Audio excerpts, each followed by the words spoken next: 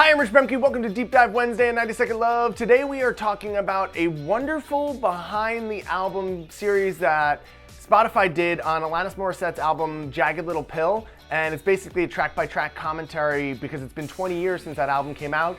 Really interesting, really fascinating. Here are 3 things I learned. Number 1, I loved how Alanis and her producer talked about chasing a song. How they had an idea, they kind of knew what it was going to be, and they were kind of chasing it in the studio. I love that approach to art. I love that approach to music. Number 2, they talked a lot about trusting their gut and being honest with their songwriting. A lot of it was very vulnerable. Alanis was still in her late teens when she was writing the album.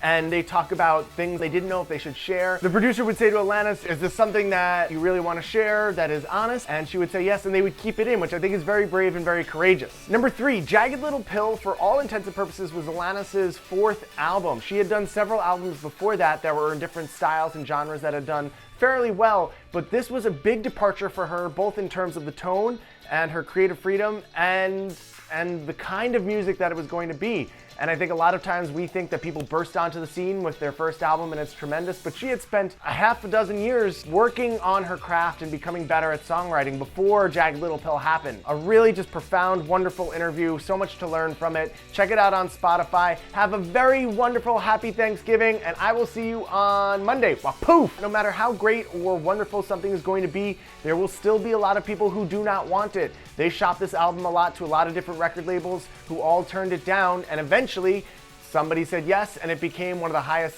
best-selling, most iconic albums of all time with 6 iconic singles that came from it. And so stick with it. Just because other people don't believe in what you're doing doesn't mean it's not good, especially for somebody like me who that was kind of the soundtrack of my early adventure into teenagedom, which was a horrible adventure.